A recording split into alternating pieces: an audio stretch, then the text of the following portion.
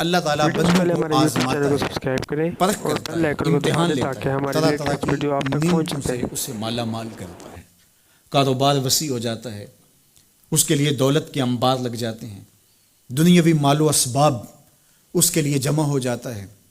منصب ملتا ہے، عہدہ ملتا ہے، اقتدار ملتا ہے، شان و شوکت ملتی ہے، لوگوں کے دلوں میں اس کا گھر بنتا ہے، تو اس کے ذہن میں یہ بات آتی ہے کہ میرے رب نے مجھے جو عزت دی ہے میں اس کا استحقاق رکھتا تھا، اور میں اگر اس لائق نہ ہوتا تو مجھے کیوں نوازا جاتا، تو گویا میرا رب میرے اوپر راضی ہے۔ اور پھر جب محفل نعت میں مہمان خصوصی بھی بن گئے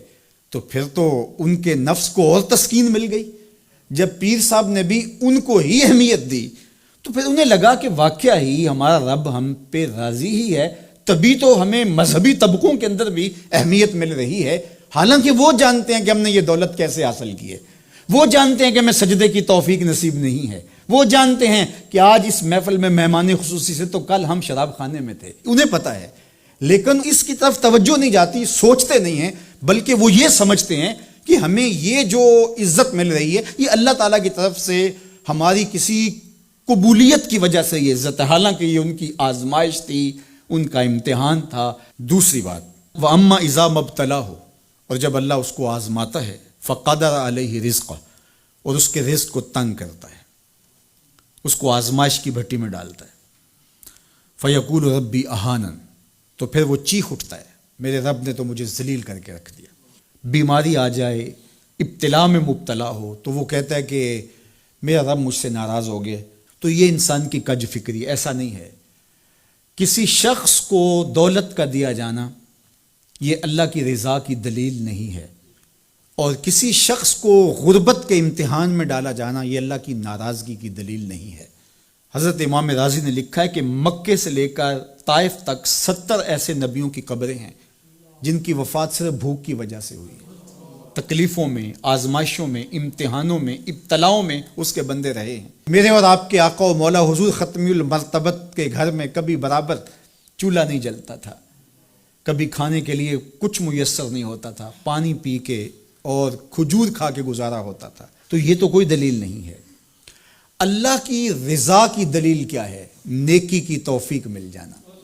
اور اللہ کی ناراضگی کی دلیل کیا ہے؟ کسی شخص کا گناہ پہ دلیر ہو جانا۔ کوئی بندہ گناہ پہ دلیر ہے اور معصیت، نافرمانیاں، اللہ کے حکموں کو توڑنا اس کا مزاج ہے، تو سمجھو اللہ اس سے ناراض ہے۔ اور اگر کسی کو اللہ نے سجدے کی توفیق دی ہے، کسی کو اللہ میں اپنے راستے میں خلوص کے ساتھ خرچ کرنے کی توفیقات عطا کی ہیں، حلال حرام کی تمیز اس کو عطا کر دی گئی ہے، تو پھر سمجھ لو کہ اللہ اس پہ راضی ہے۔ باقی رہی بات کہ کسی کو دولت کا زیادہ دیا جانا، کسی کو کم دیا جانا، تو یہ آزمائش ہے۔ اب جو اہل ایمان ہیں، اللہ کے بندے ہیں، وہ کیا کرتے ہیں؟ جب دولت زیادہ ملتی ہے، اقتدار ملتا ہے، منصب ملتا ہے، تو پھر اللہ کے شکر کے دائرے میں آ جاتے ہیں، اور جب مصیبت آتی ہے، تکلیف آتی ہے، اذیتوں میں مبتلا ہوتے ہیں، تو پھر وہ یہ نہیں کہتے کہ ہمارے رب نے ہمیں ذلیل کر دیا، بلکہ وہ اس پہ صبر کرتے ہیں اور اللہ کے حضور دعائیں کرتے ہیں، التجائیں کرتے ہیں کہ مالک تو نے جو جس آزمائش میں ڈالا ہمیں پورا اترنے کی توفیق نصیب فرما، ہماری سفید پوشی کا بھرم نہ ٹوٹے، اور ہمیں اس مشکل وقت سے بچانا کہ جب ہماری یہ غربت ہمیں کفر تک لے جائے، اور جب ان کو دولت مندی دی جاتی ہے تو وہ ڈرتے ہیں کہ اللہ ایسا نہ ہو کہ یہ دولت ہمیں فرعون بنا دے، یہ دولت ہمیں نمرود بنا دے، ہمارے اندر بخل پیدا ہو، تکبر پیدا ہو، ہمارے اندر غرور پیدا ہو، تو وہ اس حالت کے اندر اللہ تعالیٰ کا شکر یا دوسری حالت میں اللہ کے حضور صبر کی توفیق مانگتے ہیں اور صبر کے ساتھ اپنی زندگی گزارتے ہیں۔